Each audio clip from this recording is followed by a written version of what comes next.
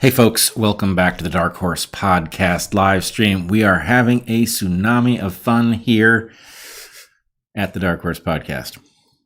What? It's unfortunate. Well, I tried it. It didn't work, but you know. Tsunamis are terrifying. Yes, they are. They're mostly made of water, though.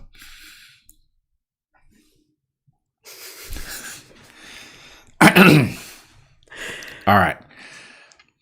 Discord question this week. Wait, no. Corrections from just a few minutes ago. Okay. The website for the march is defeatthemandatesdc.com.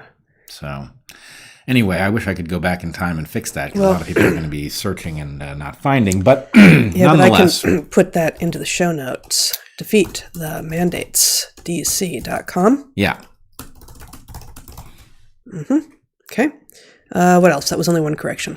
No. Well. Surely you can come up with another correction. I'm not going to say it. I'm going to resist. It's too hackneyed. Oh. Okay. Yes, I can, and don't call me Shirley. That's what I'm not going to say. Yeah. Yes. No, I think that's it. I mean, I also, I think I covered really well, so people will not notice that I missed the 3 reasons that we must defeat the mandates.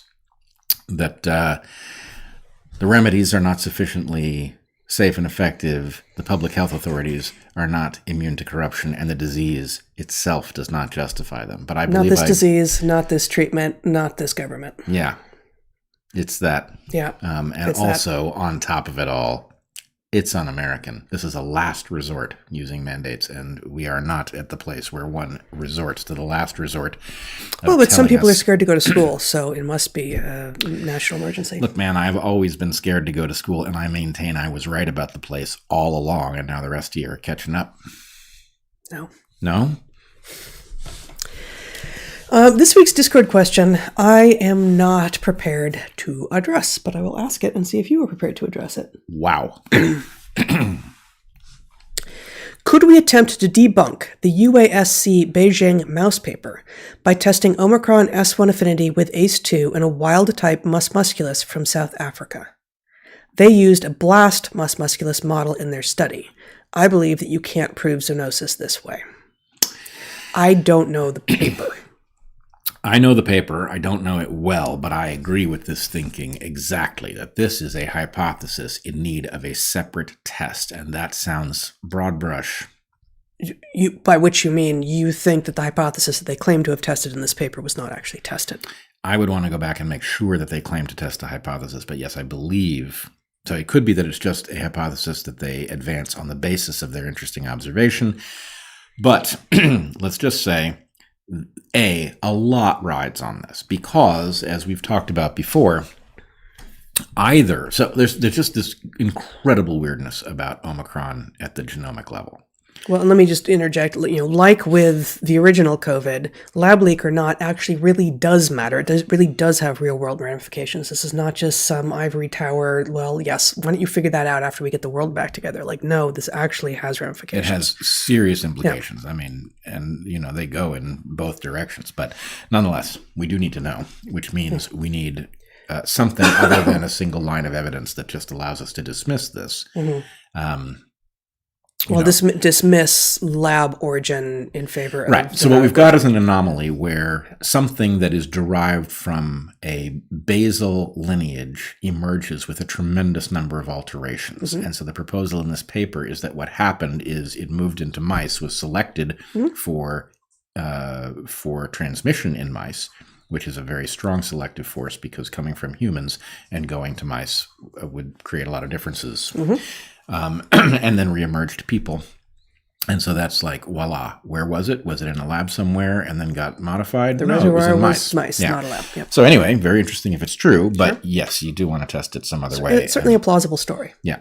Well, I don't know if anybody knows if it's a plausible story. No, it's a plausible story theoretically. For something could have followed that path. Yes, it is not. Yeah, something could have followed that path, and possibly it would account for the anomalies here. So anyway, yes, I definitely want to see clever people figure out how to test this against things like... But But I don't remember. I mean, I once knew, but I don't remember what blast. I just don't remember the various ways that these mice get tinkered. So I don't remember blast versus wild type. I mean, Right. no wild type. So I would just point out that one of the things several people, including I, have said is, if mice, that's also interesting, right? We've seen this virus move to ferrets and minks, and ferrets are a very likely laboratory animal. Humanized mice are also very likely to have been used in the production of the original SARS-CoV-2. Still one of the phrases that you use occasionally that immediately sends very creepy shivers down my spine. Humanized mice? Yeah. Humanized mice. Yeah, that's the one. Well, I mean, I think a lot of people who have them anthropomorphize mice, but sure. this is more molecular. And malevolent. Yes. All right, shall we move on? Yes, we shall. Oh, hold on. I have not. Oh, I just made all the questions disappeared. No, I just made all the questions disappear. Come on. Oh, boy. Uh-oh. I can't see any of them now. Well, it does leave one with a lot of questions. There were a lot of good questions, too. My God, the entire thing is down. There we go. It's back. Oh, no, I'm not signed in, though. Hold on. So you just All riff right, for a I'm minute. going I gotta to sign back in. It dropped me out. I'm going to riff. Oh, actually, it just pretended to drop me out.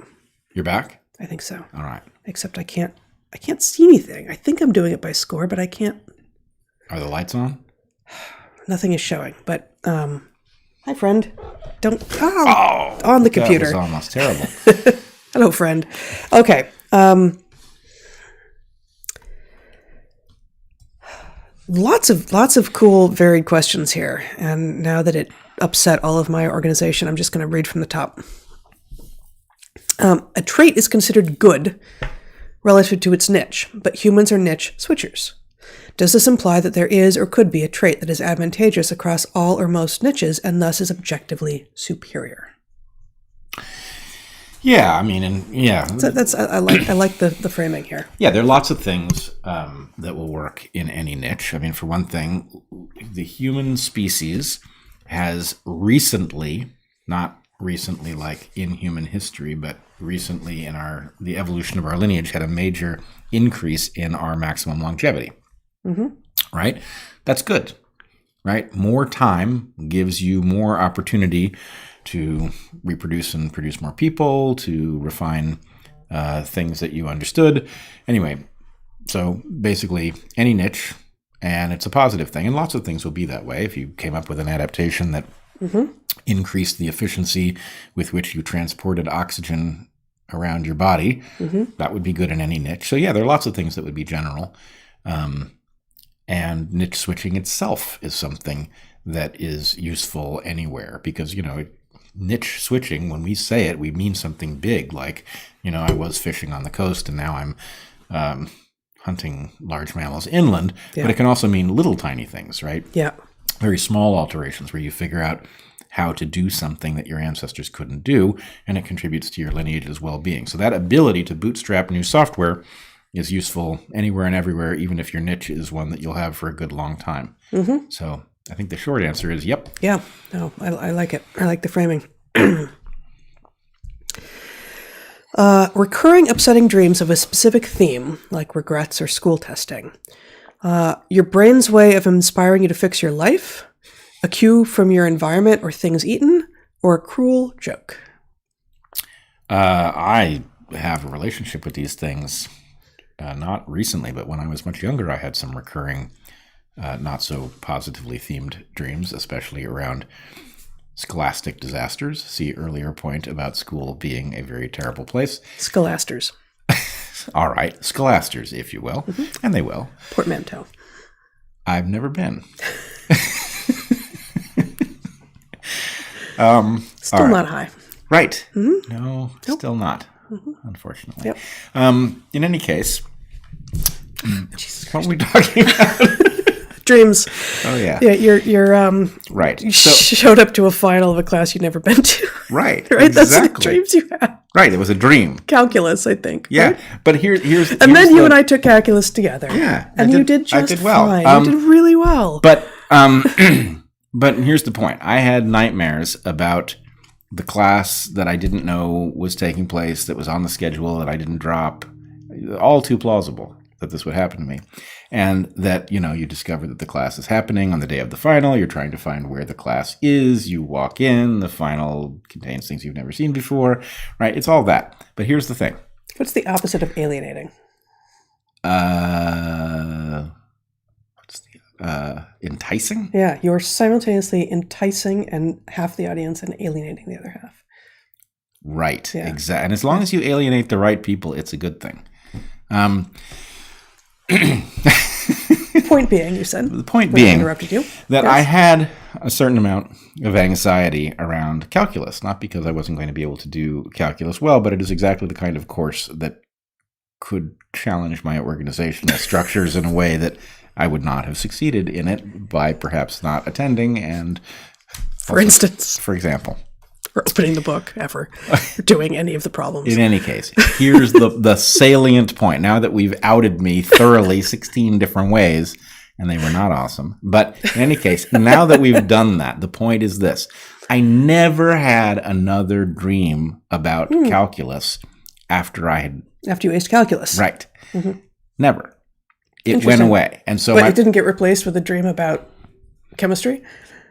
No. No. I mean, I had some of those that were general, but the point is, at the point that my internal dream-making sense knew that I was not going to fall victim to this particular error, it stopped bothering me with it. And that tells me the answer to your question, which is it's an adaptive trait. And frankly, the thing that I can't establish is true, but may well be, is that it scared me enough that the bad thing didn't happen, and that's the point, right? That it's a way. I think it is a way. To test that hypothesis, you would have had to have taken calculus without me taking it with you.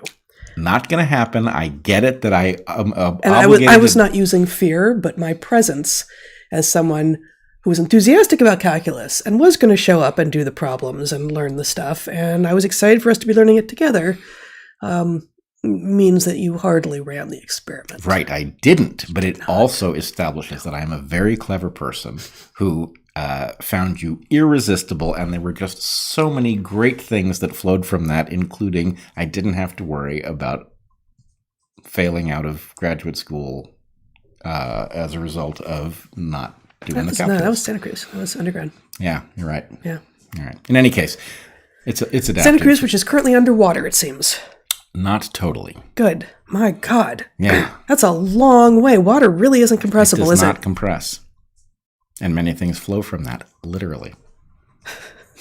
Yeah, so the volcano in Tonga yesterday has indeed produced tsunami conditions in Santa Cruz, California today. Now, and San Diego. Pacifica was the other image you saw? Yeah, which is and actually, San Diego-ish. so we remember back, was it, I always forget, was the Boxing Day tsunami 2004? 6? 5? Somewhere in that neighborhood. In any case, we remember maybe it 6. wasn't that tsunami. 6. There was a tsunami back in that era. I think it was the Boxing Day tsunami. Actually, I don't remember. That produced a very small but visible tsunami in Santa Cruz. No, that was a different, I think that was a different one. I thought, maybe not. But I remember seeing, video in Santa Cruz from some event that had taken place an ocean away. Yeah. In which there was damage to the boats in the harbor and all of this. It's like that's extraordinary. And it did. I mean, Santa Cruz is at the top of this big bay. Yeah. And it looks like it would be slightly protected, but it appears to be in a place that is just exactly smacked by at least tsunami conditions that are coming from the south-ish, from the west and from the south-ish. Yeah. But this one, I've seen some impressive video already from the U.S. West Coast. Yeah. Really, really something. Yeah. But yeah, as you say, water is not compressible, and so you basically, the energy from these things ricochets around in these oceans. Man. Yeah, it's incredible. And Tonga can't be having a good time of it. I saw some. I don't know what their highest point is, but it can't be that high. No. I saw some footage of people appearing to play with the damn thing, which is pretty scary. Like surf it-ish? No, like run in front of it with 3D cameras on poles and so I recall from I spent. How about put your 3D camera on a pole and then take a boat out to the open ocean and survive it there? Yeah, but I wouldn't see as much. But anyway, I do recall there was a rule that was discussed during the Boxing Day tsunami or right after it about if you were touched by the water, you had something like an 80 or 90% chance of dying. Oh, really? Yeah. 2004, turns out. 2004. Yeah. Wow. So anyway. Yeah. That makes sense. Okay. I don't know if we totally answered that. Your brain's way of inspiring you to fix your life, a cue from your environment, or things eaten, or a cruel joke. Sometimes that intermediate thing as well, a cue from your environment or things eaten. But well, you can have lots of stray, do your eyes transmit signals to your brain in order for you to know what the world around you looks like? Yes, but if you hit yourself in the eye, you may see a flash of light because you drive the pressure up on those neurons. So it's not like any signal that flows down that pipe means the thing in question. And there's psychoactive stuff in a lot of food, and which if whatever you eat, whatever your last meal is, before you go to bed, may well have effects on your dream state. Right. So you should make sure it's psychopassive food in order. I would say the opposite. Oh, all right. Well. I mean, it depends, Mix it with your alcohol, reveal to the people how much power you have to give them joy. If you sleep on the edge. That's what we do around here. We sleep on the edge. All right. I've been in lockdown in Austria for 2 months. I have 1,500 plus antibodies, but I'm losing hope. Which vaccine is the least scary? mRNA or alternative? Depends on what the alternative is, but here in the U.S., we have access to 3, and I've advised friends and family who need to get them the alternative, J&J. I think it's actually a tough call. Yeah. It's a tough call for various reasons because you've got factors like how many injections. So, a shot that's worse, but you get less of it is, it's hard to compare these things. And I think... Well, that's the distinction between Moderna and Pfizer. One of them is just the amount, and that probably it seems that one of the reasons that Pfizer is causing fewer adverse events than Moderna is simply the abundance, that Moderna has more of the stuff in it, so between those two, Pfizer seems a better choice, but it's tough to say. Hi from Queensland, Australia. Have you seen Topher Field's Battleground Melbourne? Would love you guys to review it. You know it? I don't know it. Do you know it, Zach? I'm sorry, I was messing with audio stuff, but I didn't hear it. Have you heard of Topher Field's Battleground Melbourne? Nope. Okay. It's now up. It's one of my tabs. Isn't promising a lot, but it's now an open tab in my browser. Okay. Let's see. Are the disproportional deaths in the unvaccinated dying in hospitals people so frail that they can't take the vaccine and survive? If so, wouldn't that be a vaccine scam? These things have to be addressed very carefully statistically because there are so many ways that you can get an effect that seems to imply one thing and implies something else. And I will just give you an example having nothing to do with vaccines. But it's a famous example in which bombers during World War II were suffering terrible losses, and the decision was made to armor them so that they would endure the flak and bullets that they were taking better than they had been. And what was discovered effectively was that it was best to armor them. If you looked at the bombers that came back, there were places where they were shot up and were riddled with holes, and there were places that they weren't touched. And it seems like, well, you should armor them where they're riddled with holes, and it's exactly the opposite of right. The right answer is the places where they didn't have any holes are the places where anything that got a hole didn't come back. Yeah. And so the armor goes where they don't come back with holes. Anyway, there are lots of things like this where you It's such an amazing story. Every time you tell it, I'm surprised and new. It's remarkable. It's just really, once you've seen it and you realize that you can get fooled into seeing exactly the opposite of what's in front of you, you don't unsee it. Yeah, that's World War II, you said? Yeah. Yeah. Amazing. Okay, so next up we have a complaint about the Odyssey moderator claiming that he calls people idiots, which I doubt that really happens. I'm not going to read the whole question. Yeah.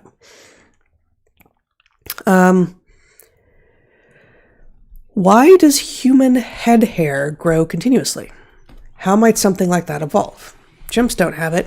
Do we know when it came into humans? This is a good question. Yeah. You should just know that there is a formal distinction drawn between fur and hair, and fur is self-limiting hair that grows at itself. Actually, we have a prop right here. Check this out, all right? This is one of these cats that I swear, with another 3,000 or 4,000 years of refinement, would be an excellent house pet. He has what's called agouti fur. So an agouti fur is a fur that has different bands. Each individual fur has stripes on it, effectively, which tells you that there's a process in which the hair follicle that produces it is basically aware of whether it's just starting a hair, right? In order for all those bands to line up to give him the pretty stripes he's got. A strand rather than a hair. It's not hair. It's Yeah. exactly your point. But man, agouti hair would be gorgeous. Man. That would give us stripes. We'd have the stripes that really people would be so much more beautiful with stripes. Totally. Yeah. Yeah. Yeah, but we don't have agouti hair. But he has agouti fur. We don't. But what we have is ever-growing hair, and the question really is I always want this formal distinction that you point out between fur and hair always struck me as just yet another place that humans decided that because we do it differently, it deserves a different name, and aren't we all super awesome? I mean, it is different. Yeah. I see it as a perfectly useful But then dichotomy. is the stuff on our arms fur? Yep. But no one calls it that. I do, just not when other people are around. Arm fur? No one calls it that. Well, and it should right. because that doesn't grow continuously, right? It grows to a length and then it stops. Yeah, I think it is fur. I think it is, but no one calls it that. If it's humans, it's hair, because we're not like them beasts. Well, but the thing is, all right, I mean, I take your point. We're not perfectly consistent about it, but we do have something weird going on the tops of our heads. Oh, for sure. And it has a lot of evolutionary mysteries in it. Like, why would evolution take a fur program and change it to a hair program? It could be because humans have used modification of hair to signal various things, group affiliation, sex differences, whatever. And so the point was having a canvas that was amenable to being modified might have been useful to relatively recent ancestors.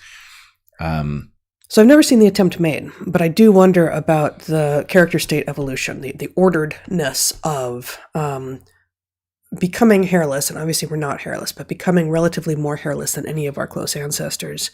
And so the two big changes with regard to our pelage, as it were, is becoming relatively hairless and, which is of course the wrong word again, becoming relatively furless, and then keeping pelage, which I think is the correct term that includes both, on top of our heads that grows continuously. Right, and then weirdly fails in men some percentage of the time in a systematic way. Okay, but that's obviously late in terms of character state evolution. That's downstream and obviously and somewhat less important. I'm interested in to get from chimp and bonobo human-like ancestor that presumably had more of the fur distribution of a chimp bonobo-like thing into us. Two big things happened, and are they A, related to one another, and B, if so, in what order did they happen? Were we fully furred, but the stuff up here started to grow out longer, and then we started to lose the fur here, and for women all over here, and then we kept it like under our arms, but definitely only at one length, and then our genitals, and then light dusting over most of our body, except definitely not our hands and our feet. It's a strange distribution. Yeah, It's a strange distribution.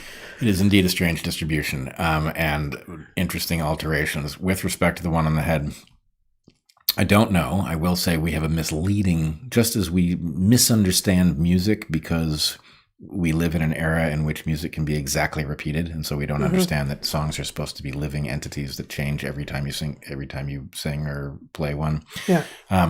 We don't understand hair because, frankly, and yes, please write in and correct me, but I think that all of us would have dreadlock-like things if we lived in pre-modern times, and dreadlock-like things might function somehow as an intermediate. In other words, they may be self-limiting rather than through a growth length limit. There's a limit to how long a dreadlock can get before it's fragile. And I don't know if this is true. Yeah, well, I don't know. My freshman year roommate, who was a white woman, had dreadlocks, but she had to kind of work to get them. Well, no doubt. And to maintain them. But I mean, what else do you think would happen if you lived in pre-modern circumstances where there was no shampoo, so at most your hair was getting wet? Don't you think dreadlocks would be more or less automatic? I'm not convinced of that. No, I'm not convinced that the smoother, finer hair, like at the microscopic level, the smoother, finer hair of like Northern European populations is, I think it is less likely to dread than the coarser, thicker hair of African populations. But I don't know for sure. Yeah. I don't know. I think it would be. And same, I would say the smoother, finer hair, and I think it's smoother, finer, for sure smoother. I think it's finer, which is to say smaller diameter of East Asian populations, also less likely to dread. Yeah, I mean, you would have to look at prehistoric movies or something to get a sense of how people or look were. at logbooks from the never. Yeah, it's right. It's a different story. Cave paintings, maybe, but then it's hard to know. I'm trying to think. His hair, I can't pull up any cave paintings of people that have hair in them. They leave the hair out? No, I wouldn't think. it's there, but I think it's just not rendered in a. I mean, maybe there are instances, but Yeah. Would you ever consider running courses or trips as you did with your old students? Our students were not old. Some of them were. Yeah, all right, that's fair. Yeah, we have and would, and I will tell you right now, the thing that is most important if we were to try to do that is some mechanism to free Heather from the part of the job that she's so good at, but it is so terrible and does not make use of her extraordinary talents. In other words, we would need logistical support. We need a logistics manager. Yeah, to run the thing. Which, yeah, I was excellent at it, and it helped me create trips that no one else had created at all before, and thus make them actually affordable to people who really didn't have very much money at all, at a cost that was in some cases a tenth of what anything of that length. And there was nothing comparable either. I did not just park students in dorms in other countries and walk away like most so-called professors doing study abroad do. But yeah, as in so much right now, like we could really use a logistics manager. Yep. Now we would also, one of the things that we did, especially for our last trip, I should say Heather ran trips without me, but when we did our last trip, last one we did together, and it was the longest. It was amazing. It was 11 amazing. weeks. But we had a lot of room, and this was kind of necessary. We had a lot of room to put students through their paces before we committed to taking them abroad. Yeah, and the problem is, if we were to do trips like that now, we wouldn't be able to. I guess I would just say we would have to use a substitute mechanism. Like if you turn out to be a lot of trouble, we feed you to the Cayman or something. Or I remember on one trip we had, I had your former student and my then current student, Rob, who was he was trouble. He was definitely not trouble. He was awesome, and he was my right-hand man, and he saves lives on Rainier. I don't actually know that he does that anymore, but one of the things that he was doing was he had been both a backcountry guide and a river rafting guide, but he was actually doing search and rescue on the volcanoes around here, and he showed me some of his stuff that he had used to help lead trips to train other people to do this. And it was talking about, what to do if someone should fall into a crevasse and how you really needed to avoid falling into a crevasse. And I was like, all we have to do is change every instance of the word crevasse into anaconda, and we can just use this for this trip. And just make sure people don't fall into an anaconda, and we're fine. Totally. How do we train people not to fall into an anaconda? We're good. Right. The first rule is nobody comes home in a box. The second rule is nobody falls into an anaconda, because we don't want to have to go in after you. No, we're not going to, frankly. Yeah. If we leave an ankle showing, we'll yank a few times, but at some level, you're kind of on your own at that point. I think so. Yeah. Rob, interestingly, as you know, is Mennonite. Yes. I mean, during the day too, but especially at night. He actually is Mennonite. Yep. Also pulled off the most incredible gymnastic stunt that either of us have ever imagined or seen, and we got to see it with our very own eyes. Oh my God. Shall we? All right, let's describe I feel this. like Rob wrote me last month and I didn't respond. So Rob, I think he's in Ecuador again with the volcanoes. Like he's climbing in Ecuador. All right. Yeah. Well, so here's the story. So we had a shop building when we were in Olympia, and we had a roof put on that wasn't any good, and we ended up having to put another roof on. And I said to myself, I am not re-roofing this building unless it's for good. I'm putting a metal roof on this building. And anyway, I was trying to find somebody to put a metal roof on, and Rob had roofing experience, and he was like, he'd also worked as a roofer. Yeah. I think I know. I think I could. It was a simple enough building. I think I can do your metal roof. And so I agreed to work with him, and he was the boss on the job, and we roofed this building. Paid him well, but spent a little less than we would have if you hadn't been the second worker. And Yep. Anyway, so we hired some friends and, pulled off the old roof and cleared it of the nails and replaced the sheets that needed replacing, all the stuff one does.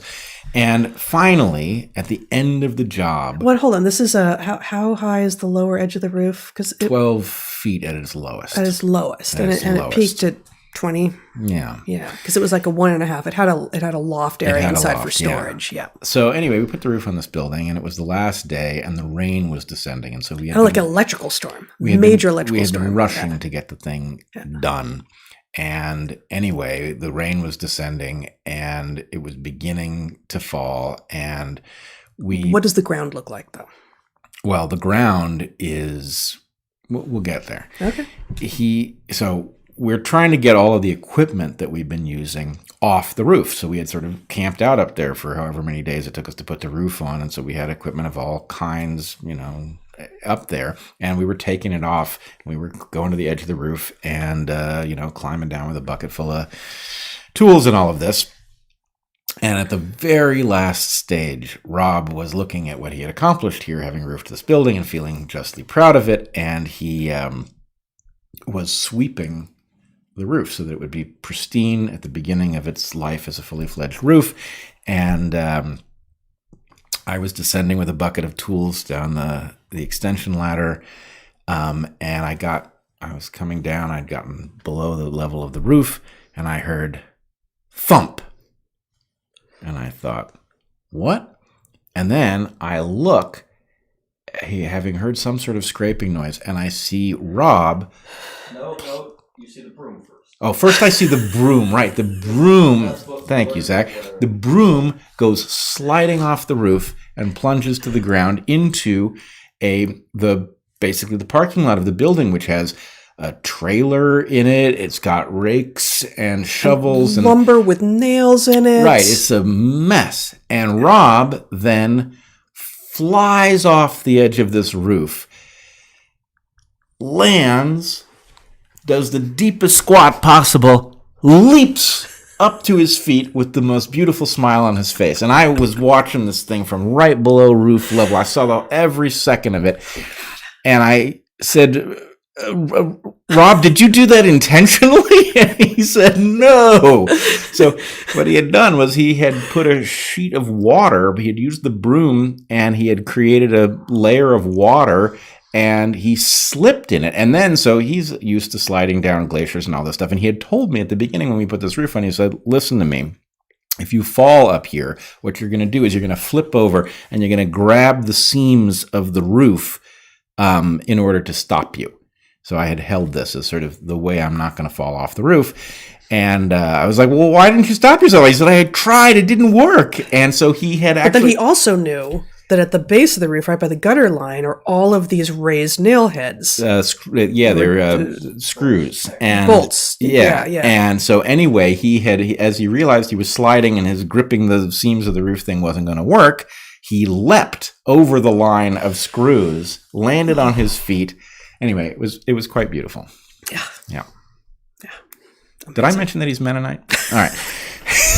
This looms large for you. Yeah, it does actually. And with his help, no one fell into an anaconda on either of our watch. Right. Yeah. I don't remember why we were talking about that. It had to do with, I don't know. Yeah, I don't either. Hey, y'all. I just wanted to say thank you for all y'all do. Dark Horse is the only podcast I have set on reminder. My hope is everyone will remember we always have choices. Choose freedom and happiness, love and light. Thank you. Thank you, Sally. Excellent. Yes, thank you. This from our friend Connor. In light of the public hearings on classifying the ivory-billed woodpecker... I'm going to start over. Yeah. In light of the public hearings on classifying the ivory-billed woodpecker as extinct, are you ivory-billed truthers?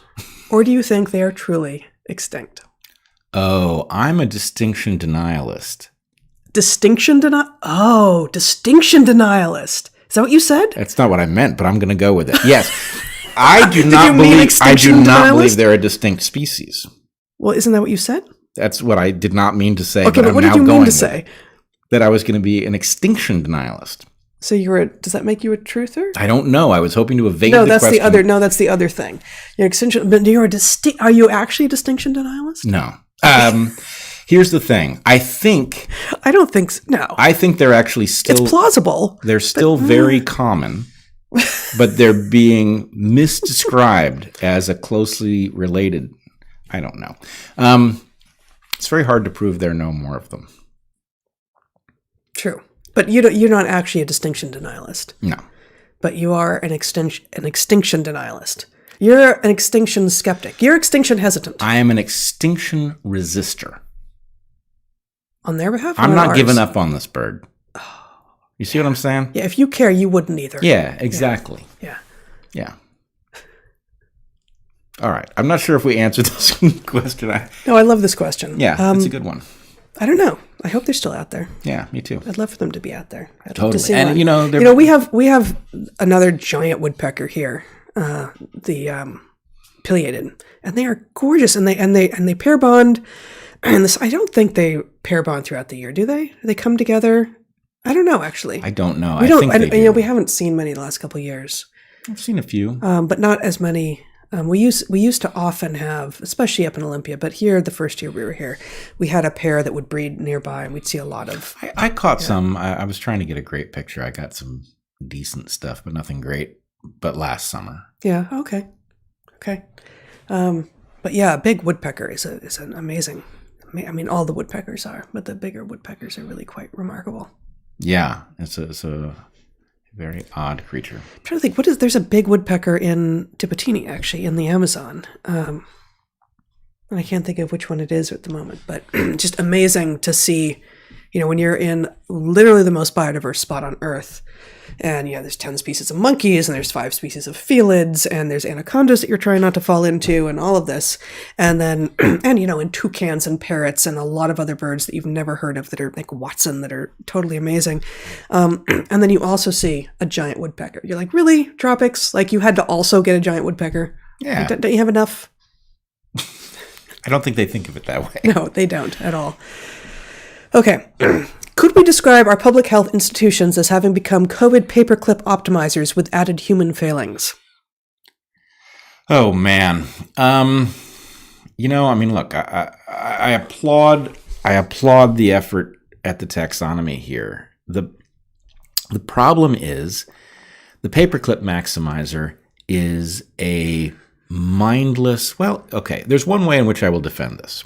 I have argued that the most benign explanation for the level of catastrophic failure that we are seeing in public health land is that we have pharma, which has perfected a corruption game that it plays every day of every week, right, under normal circumstances, and that nobody thought to install a kill switch on it for an emergency, and that it's just doing that at global scale with an emergent man-made pandemic because it can't help itself. It can't stop, right? Yeah. Now, I don't believe for a second that that's what's going on, but I believe it's part of the explanation. And so that part, the idea of a machine you built for a purpose that just runs away, and it's, it's the sorcerer's apprentice with the brooms, right? That's a part of it. But then there's another part of this which involves very intelligent people thwarting certain kinds of action that would be highly useful and advancing other kinds of action that is at best pointless and in many cases harmful. And it's very hard to see that as a paperclip maximizer because these are actual humans who could wake the fuck up and stop doing that. Yeah. Yep. Good. Loved your bowerbird discussion with Jordan Peterson. Any evolutionary stories to share about male birds of paradise and their unique dance? Well, we've never seen them in the wild, unfortunately, nor have we seen bowerbirds, actually. We've never been to that part of the world. Yeah, it's going to be a little wild this point. Let's say there's actually, I would say there are 3 clades of birds at this. Because birds of paradise are also like Northern Australia and Papua New Guinea, right? And I don't think that's an accident. I think, or it's not a mere coincidence. What part of that isn't an accident? That the overlap between bowerbirds and birds of paradise has to do with the fact that habitat is actually favoring this. And I'm not going to go into why I think that is here and now. I think it's the answer to that question is huge and important. If you understand. So you think that tropics east of Wallace's line, Western Pacific tropics, are particularly conducive to bowerbird, birds of paradise style theatrics in a way that we don't see. I mean, yes, there's we plenty do. Elsewhere. Yes, we see. Right. So but this is my question. That I feel like we do see it elsewhere. In which case, what are the similar ecosystems? That's it. So I would argue that manakins are very bird of paradise. MANAKINS, the birds, not the And so anyway, sculptures. Here's the teaser for you. I think we've got sexual selection really wrong. I think we've totally misunderstood what we're looking at. Not all of it. But the part of it that is elaborate displays with female choice. Surely there are other. So these 3 birds are all doing elaborate displays. They're lekking. Yep. They're all lekking. Yep. It's these elaborate lek displays. There are other clades of birds that lek, though. Yeah. Oh, there's lots of lekking that goes on. Can't think of who they These are. These are just moment. the 3 super extraordinary. And, there are other super extraordinary ones. And, I would point out that if you zoom in a little bit, you've got peacock spiders, which are every bit as amazing as any of those clades. They're just, the size of your fingernail. Right. But so we don't notice them in the same way. But anyway, all of these things need a rethink. We've got some fundamental error in the way we think about sexual selection. And if you fix it, then we understand a lot that we don't get yet. And so anyway, I'm not going to go further than that because it's too important to do casually. And I don't know, in terms of just cool natural history stories about birds of paradise, they are not the ones that do the mimicking of all of the sounds. No, lyrebirds. That's lyrebirds, which is also in that same place. You betcha. And are they lekking? I don't know. Maybe they are. Yeah, but, they are. There's that Attenborough clip where his people have caught one, the chainsaw of the people coming to chop down the forest they live, and the shutter of the camera, car alarm days. Yep. So I will say, just because I carry a certain amount of annoyance about this, that when I finally decided to graduate from graduate school, I had a chapter in my dissertation on this very question. Yeah. And the department did something bizarre. It told me, that I had to remove the latitudinal diversity chapter or the sexual selection chapter, that it was up to me which one I wanted to keep, but I wasn't allowed to have both, which doesn't make any sense because they had a sense of frustration at the dissertation I was filing, but they couldn't figure out what was wrong with it. And that ought to have been their indication that actually there wasn't anything wrong with it. And so then why was I not allowed to? We just don't like you. Well, they didn't like me, which is fine. We really don't like you. And you think about too many things too effectively, and it's really gotten under our skin. I should say, it wasn't that they all didn't like me. I polarized the department. Yeah. And there were plenty of people who did like me. In fact, absolutely. There were people who there are now. Actually went to bat and fought bravely on my behalf, including my advisor, who's now gone, and Jerry Smith. And so anyway, it's not like I was hated, but I was polarizing, and the department did try to block it, and they did succeed in blocking me from filing that chapter, I think because... It's such an insane... I mean, like, those of you who are academics, and we know that, I mean, in fact, one of the people who's asked the question has received a PhD in a similar field. Have you ever heard? I've never heard of another story like that. Right. And it's not like, it's not like in some fields you can actually do a dissertation all on a single piece of research where like one chapter is the methods and one is the results. That's crazy to me. But for the most part in our field, like, my dissertation was all broadly on the system, but they were all distinct standalone chapters that in some cases I turned into papers, but in most I didn't, but I could have. But it was all broadly on a system plus, a theoretical review and everything.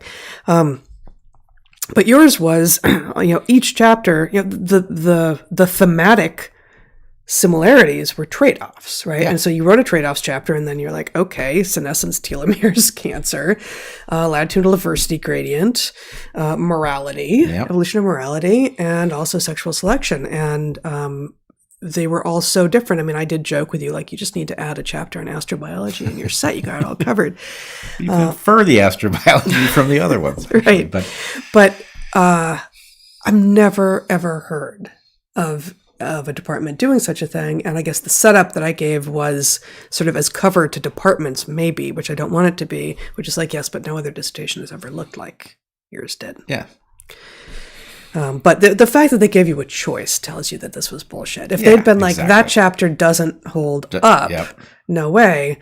But that's not what they did. They're like, A or B, you choose. You choose. But, get rid of one of them. But you, No, it was crazy nonsense. But I will say, someday I'm going to get to the sexual selection thing, and it's one of these things. Not all questions that have answers that you have to work a long time to figure out are this way. But this one's it's a very satisfying answer, right? All of the little things that annoy a person when you look at, sage grouses or peacocks or bowerbirds, and you just think, why? It's like, oh, if I stand over there, this all makes sense. So, for better or for worse, any phrase that begins that way now, my brain puts a hashtag in front of it. So now I've got hashtag not all questions in my head. Fair enough. All right.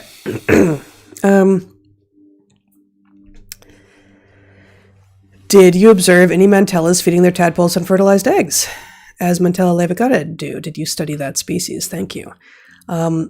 Yes, I was the one who figured that out. Yeah, isn't that amazing? Yep. Yeah, Heather's dissertation was an absolute slam dunk, and she found out she did way more than one needs to do to earn a PhD, which is her way.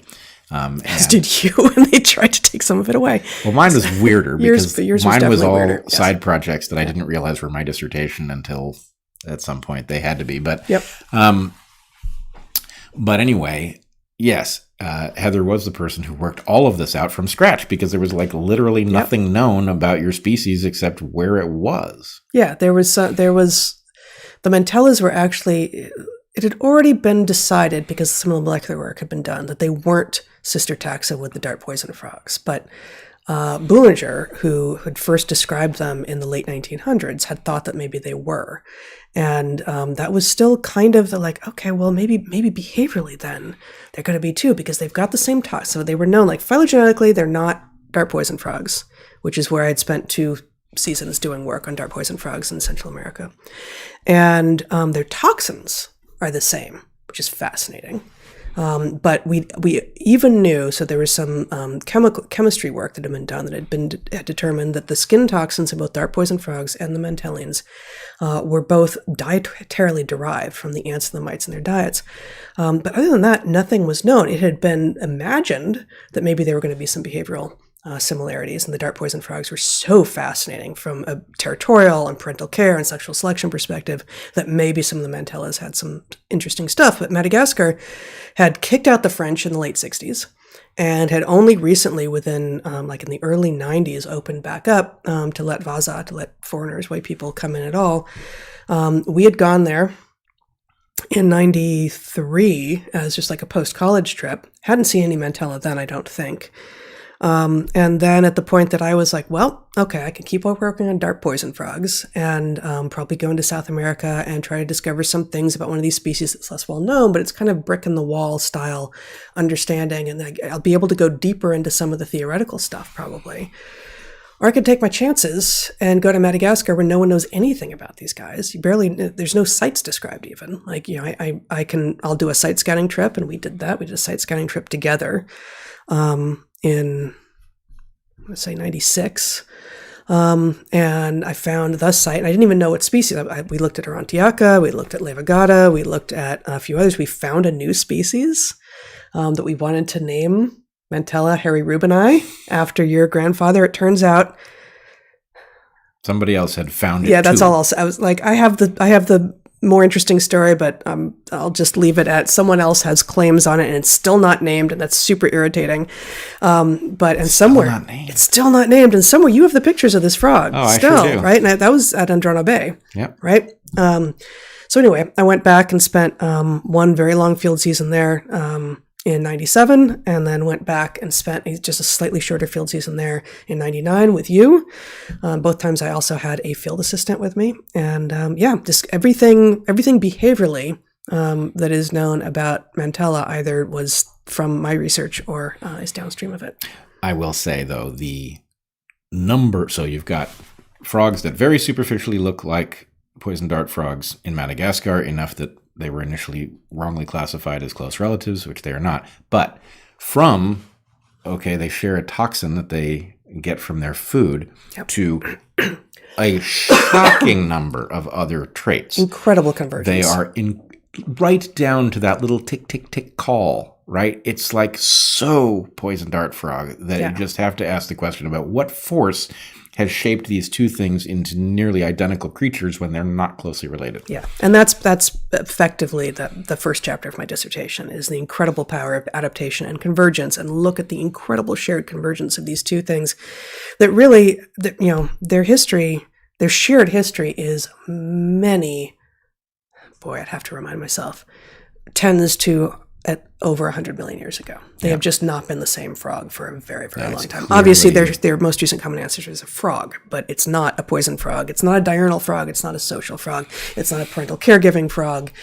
It's, maybe a territorial frog, but it's a case like, like mannequins and birds of paradise, where something very similar has shaped systems that look really, really a lot alike. Now, in the case of Mantella, it's even closer than mannequins and birds of paradise are. Between Mantella and Dendrobatids. Yeah. But anyway, Heather sorted the whole thing out, including finding a major parasitic system of her frogs, including figuring out what the pattern of courtship is, including the unfertilized trophic eggs, including something that I don't know has been discovered in the poison dart frogs. Is the lunchbox hypothesis, is that? Yeah, actually, that was Kyle Summers in Dendrobatids in the dart poison frogs. So it had been seen in the New World. Yep. So Heather showed that there was the laying of that basically a male could trick a female into laying an egg that she thought was going to be a tadpole in a well that the male already knew had a tadpole, and so it was food for his offspring, and it was a... Well, he wins either way. So, most of the audience doesn't care at all about this, but so you've got these wells that are going to vary in height based on weather conditions, right? When it rains, they get higher. When you have long days of hot dryness, they get lower. And you've got a tadpole that needs to develop, it needs to metamorphose and have legs before the well dries out entirely. And it subsists almost entirely on eggs of self. And so mom comes back every few days. I don't actually, I'm not sure of a totally regular periodicity, but something like 4 to 6 days. Mom comes back and deposits an unfertilized egg into the well for the kid to eat. But the tadpoles seem to be selected to be cryptic. They hide. And if you don't know for sure there's a tadpole in there, you really sometimes can't find them. And so the male who's defending this, the successful territorial male who's defending this well that has a tadpole already in it, will 100% not cease his attempts to court other females. She'll come in, and if the thing she cares about most is the quality of the well. She actually doesn't care much about the male, or the male quality, or how persistent he is. But he won't admit this. He thinks that it's everything he's doing, the song, the dance. He does this elaborate ritual, rubbing his chin on her back, and he's singing at her. He's doing all these elaborate things. She's like, can you just show me the place? I just want to see the place. He thinks he's the best she's ever had. Yeah. And she's like, sure, buddy, that's fine. Can you please just show? Okay. Right. And so she goes and she looks, and really it's dependent on, if there is already a tadpole in there, how good that guy is at hiding.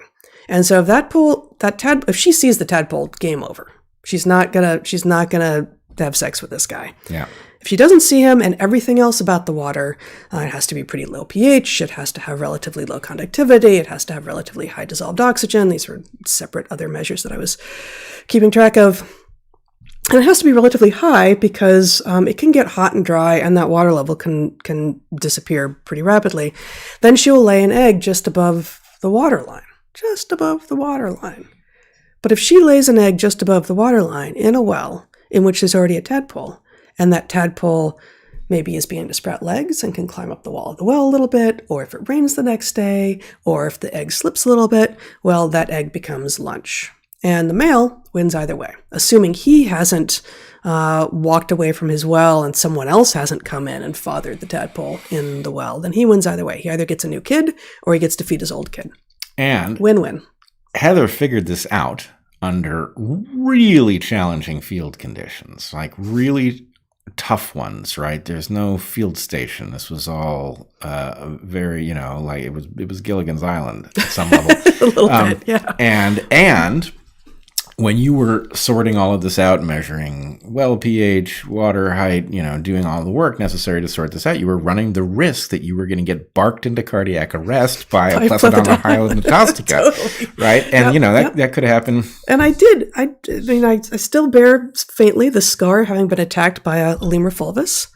Sure, but, You're not impressed. You weren't there for that. Believe me, I contemplated my mortality lying with a giant wound on my arm, wondering what I had done to draw the ire of this lemur who attacked me. Yes, the lemur who was actually justifiably irate at having been captured, turned into a pet, and then released on this island when nobody could handle him. Well, and I think she was actually in love with one of the two conservation agents and didn't like a female showing up. Yes. Yeah. Anyway, that's all. That got soap opera-y pretty quickly. We'll just leave that. Yes, it did. I do relate. Actually, I tell the lemur story, and most of this in Antipode, which is my first book. Soap opera. It was dentifricy. Because as I recall, when you got attacked by the lemur, you were brushing your teeth. Am I wrong? I was brushing my teeth. And in fact, the amazing Felix, when I went into town to get medical help, did say, well, of course, lemurs love toothpaste. Well, what's not to love? What? Where did you come up with that? Okay, lemurs love toothpaste, but they do not squeeze it from the bottom of the tube. No, they, like you, squeeze it from the middle. Which turns out to be completely defensible. I just saw a defense of this. Completely defensible. The cat, even the cat's born. And they traumatized us over this in the 70s.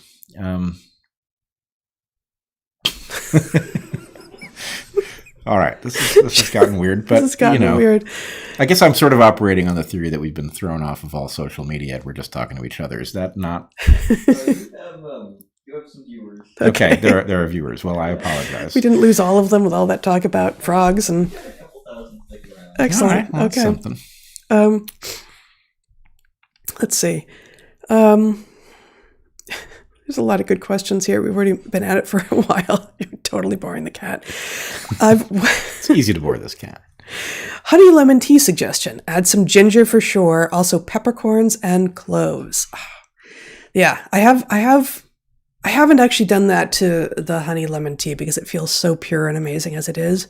But ginger, gotta love ginger. Yeah. And pepper. Do you crush the peppercorns? I wonder. Just put them in whole, and then we just ran out of both. We are at the very end. Speaking of Madagascar, of the cloves and the vanilla that I brought back from Madagascar, which is now, gosh, that's over 2 decades. Yes. So I for the first time just this week I bought vanilla beans, having been living on the vanilla beans that I bought from Sulo, my friend, the vanilla farmer, in the Mishwal Peninsula in like 1999.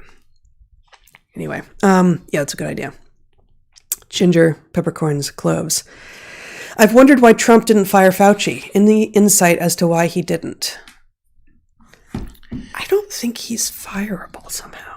I agree. And actually, I heard somebody else. I was thinking of calling him the J. Edgar Hoover of public health, and I heard somebody else use that exact phrase this week. Yeah. I do think that there is some, and in J. Edgar Hoover's case, we know why, more or less, which is that because of his position at the FBI, he had enough goods on enough people that nobody wanted, to go after him. Yeah. Right? Yeah. That can't be quite right with Fauci. It's not the same position. On the other hand, we do know a lot about the way he has ruled public health and related fields through and basically science. So much of science. Yeah, I mean, it obviously doesn't extend beyond a certain level, but there's an ability to cause your fortunes to reverse, right? If you're on Fauci's good side, the money can flow and you can start rising in your field. If you're run afoul of him, it can be the end of your career. And so I think the answer is Heather and I know nothing about the detail of how that worked, but imagine for a second a system in which somebody has amassed so much power. And remember, he did turn down, I believe, the attempt to promote him to NIH head. Yes, that is, Bush 2, I believe, tried to promote him to NIH, and he politely declined. And I think basically his fiefdom, he had and retains more power as head of the NIAID than he would have as NIH. And, Collins, who I guess is stepping or has already stepped down, is nominally his boss, but not really. Right. So I think the thing is, why would somebody turn down that promotion? And the answer is because I have built all of these things into this position that allow me carte blanche. Right. And why would I start over? Or, it just doesn't make any sense. Or just have to oversee more. Like, why? He's not a bureaucrat. He's a lot of things, but I don't think he's actually a bureaucrat. I don't know what he is. Maybe that's not the right formulation. I don't know. I'm thinking about it. I think it, putting him in a known category is bound to be a mistake. Yeah. He's special. Related-ish. Steve Kirsch says RFK Jr. for president. Possible? JFK's integrity lives on in him. JFK's and RFK's integrity does live on in him, in RFK Jr. I don't think it's possible. Yeah, I don't see. I don't think it's. I think he's been so slandered. He's been his public image is so not a match for the man. But that is I don't think it's possible. Let's put it this way. I don't think it's possible in the world we live in. Yeah. I think the world that we could live in, if we ever get the story of what happened in COVID, is a different world. Mm-hmm. And I realize this is going to sound crazy to some people because they have a lot of stored up beliefs about what RFK Jr. is and isn't. I would point out, however, though, there are a lot of people out there with a false story running up around about them, that if you run afoul of power, it does certain things. And anyway, so a certain amount of agnosticism would be wise if you don't have a detailed understanding of what's going on there. Indeed. Here we have a haiku. Tsunami coming in. No. So it's all in one line, so I got to count it out to figure out what the lines are. Tsunami coming. In interconnected worlds, Wavefront was broadcast. It's good. Yeah, it is good. I butchered it the first time. I used to assign students to write poetry about concepts they thought they understood because you could figure out whether you did understand it. And sometimes you could get deeper understanding if you forced yourself. And the high bar was a haiku that successfully worked for some difficult concept. Yeah. So love the idea. Yeah. Let's see. We've been at it for an hour, haven't we, Zach? You've been at it for an hour and 5 minutes. An hour and 5 minutes. A lot more COVID questions. Let's just pick 2 more quickly, okay? What are your thoughts on Quebec imposing a health tax on the unvaccinated and the potential ramifications? As I said before, I'm old enough to remember a day when this authoritarian nonsense couldn't possibly have happened in the West 2 years ago. This is just like every day you're reading about authoritarian overreach, the othering of people. I mean, how insane would this have to be? The damn vaccine doesn't prevent this disease. In fact, there is very strong, increasingly strong evidence that you're actually more likely to contract it. So someone actually did ask that, like, what I've heard that, but I haven't seen the papers. I haven't, I don't know what the evidence for that is. Well, I don't think it's rock solid, but it is increasingly strong. Yeah, Let's put it this way. Love you both. What studies have you read that indicate vaxxed are more likely to contract Omicron? If so, are we seeing early stages of ADE? So 2-part question. Let's just make this up. ADE is not the only mechanism that can do this is the problem. Sure, so but yes, first just let's address the, like, what's the evidence? Well, it's like everything else. It is unfortunately compromised by the garbage categories that don't allow us to see who's in what state, right? So you have, Are you vaccinated? What does that mean? Does that mean are you... Okay, but some parsing of the evidence makes it look to some people like the vaxxed are more likely to get Omicron. Yes, including the great Barrington Declaration doctors who published a editorial in the Wall Street Journal, I believe, last week, in which they make this claim, and I believe it's hot linked, and they point to it. So anyway, I would invite people to take a look at that.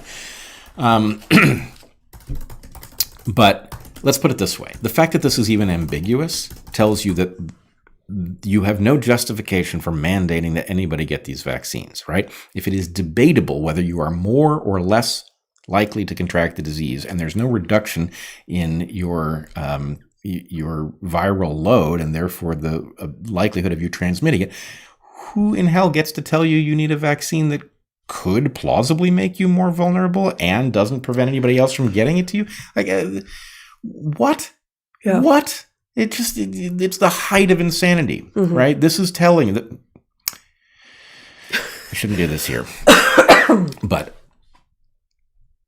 Omicron is telling you that what we were beginning to understand earlier in the pandemic, that the response to COVID makes no sense, that in some sense our worst fears were right? Given Omicron, much should have changed about the recommendations from public health authorities, and the fact that it didn't tells you this isn't about public health. Can I put you in the hot seat for a minute? I guess. It's the end of we're done. It's the end of the podcast as we know it. And I feel feel fine. You feel a little nervous? Yeah. I'm wondering, you in particular, and I also, but you in particular advocated very strongly and for quite a long time for very short, very intense and complete lockdowns. Like 2 weeks of like no one interacts with anyone that they're not living with. 2 weeks though. This is before early treatment existed or was known to exist. Well, I guess that's. I think early treatment was actually known to exist, but it's before you knew, before we knew. Yeah. So maybe you just answered the question then. I know what question you're trying to Is ask. there a situation that you can imagine in the future when you, for some as of yet unspecified pathogen, where you would, and it's of course also putting aside the is it even possible? Yep. An actual complete lockdown for really fucking finite though. Can you imagine advocating for that in the future? Well, let's put it this way. The bar would be a lot higher because we have now seen so much in the way of shenanigans over claims about what is true of these pathogens that I would be very hesitant, because who's to say whether we will be fed a bunch of garbage in order to get us to agree to some stuff that isn't actually about public health again. Right. However, I do believe, here's the hard part of the question. You've got two worlds.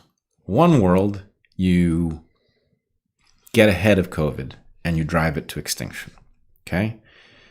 The other world, you dick around and it becomes endemic and you're stuck with it. Yep. The price of COVID to humanity is not comparable in these two scenarios. We can't say it's 1,000 times greater in scenario 2 because it's indefinitely greater based on the fact that you're going to keep paying a price, even if the price is small every year. How many years is humanity stuck with SARS-CoV-2's descendants? Right? This is insane. And, another thing, how much life was lost?